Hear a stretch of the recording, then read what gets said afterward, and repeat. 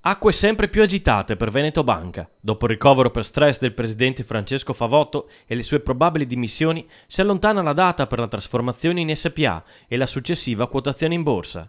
I ben informati parlano di una vera e propria guerra in seno al consiglio di amministrazione, tra una parte che vorrebbe tutelare principalmente i piccoli azionisti e l'altra che punta al risanamento rapido della banca, che nel tempo riporterebbe valore alle quote.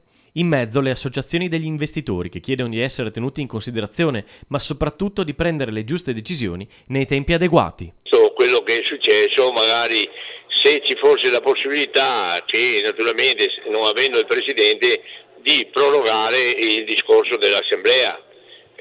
Noi puntiamo sempre, come abbiamo detto anche il Presidente Schiavon, noi saremmo sicuramente molto contenti se l'Assemblea venisse spostata non nel mese di dicembre per gennaio, ma bensì dopo il 10 di febbraio. Questo sarebbe l'auspicio e così il ricorso al TAR potrebbe dare delle soluzioni che magari in questo momento ognuno di noi si aspetta.